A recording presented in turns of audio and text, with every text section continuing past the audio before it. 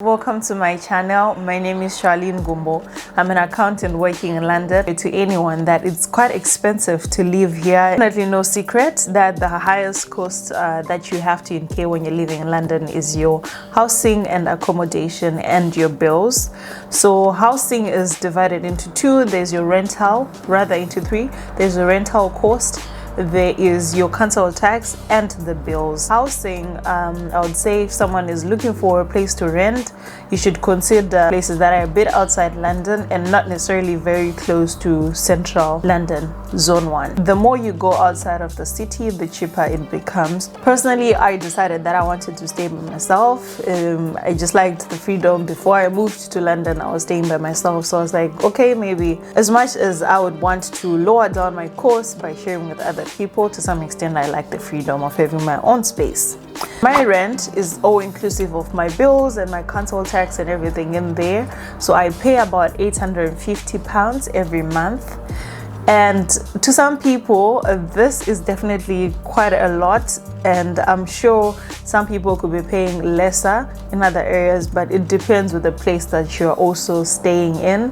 I like it because it's quite close to the necessary transport links that I need, so that's why I chose it. And I like the neighborhood. It's pretty quiet, it's pretty chilled, and it's a very safe place. I know I can always walk around even very, very late. I'm not even worried that something will happen to me. So you need to be careful when you're looking for a place on which area that place is located in. I'll definitely leave some links below in the description box for the Mayor of London website, where one can be able to see generally how much it costs to live in a certain area. It somehow gives you an estimate so that when you are looking for a place, you know which postcodes are going to be a little bit cheaper or which boroughs are going to be cheaper. Number 2, transport is about £60 a week.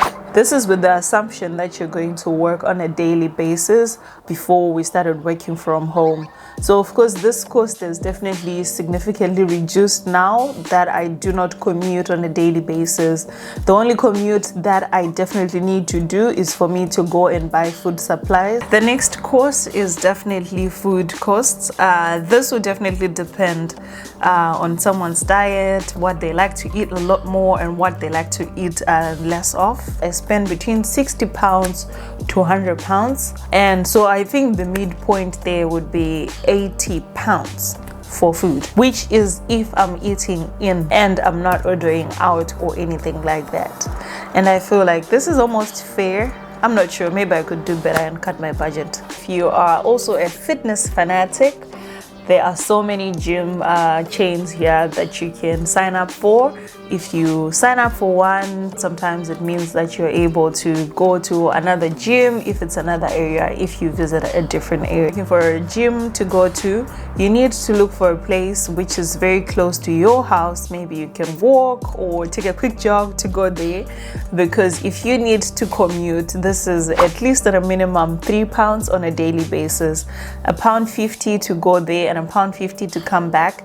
If it's off peak, if it's on peak time, that means it's £1.70 and £1.70 to come back. So the cost definitely add up. So I'd say if you're traveling, let's say off peak hours, and you're spending £3 every day, if you're very committed to your fitness and health goals, you definitely need to pay about £90 just on transport only. This is before we even add on the gym membership, which could be in the ranges of £19 to £30. So I'd say an average there is about £25. So all in all, if you are someone who stays far from a gym, you could probably end up somewhere in the £100 a month, between £80 to £100 a month just for a gym membership. Last one is going out and having fun. This one also varies with the type of person you are and your lifestyle goals. Do like average things at a restaurant and you are probably not ordering an alcoholic beverage, you can expect to spend between, I think, £8 to maybe £15 for a meal out. So I think it is pretty fair for basic needs taken care of, and you are not trying to live an extravagant life, and you are just trying to be a normal person and cater for just the basic needs.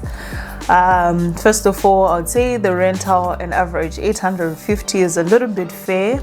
Let's say I'll need to pay rent for £850, and I'll need to pay transport for £240 if I am commuting on a daily basis, and I'll need food for about £80. And this is also with the assumption that I'm not going to ever eat out and just cook at home. So the total will then come to about £1,170. But however, because I am working from home and with the whole COVID situation, if you are someone who is in the corporate life and you do not need to go to work on a daily basis, definitely your transport bill will definitely decrease massively. And let's just say an assumption that we limit your transport use just to go and do your food run. That could come to about £12 a month. So rounding everything up, £2 if they are not doing anything else extra, you are not taking care of your hair, you are not eating out, and you're just surviving. That is how much you need. So I'll suggest that if someone is to then now look for a job, if you are following the rule that you should spend 50% of your salary on basic needs, I would say whatever the cost comes to, multiply that by 2 and sort of like have a feel when you're negotiating for your job contract on how much your salary should be before you move to the UK. Because I know when you are in a different country, we fall into this trap of thinking that, okay, let's say for instance, I'm from Zimbabwe, right?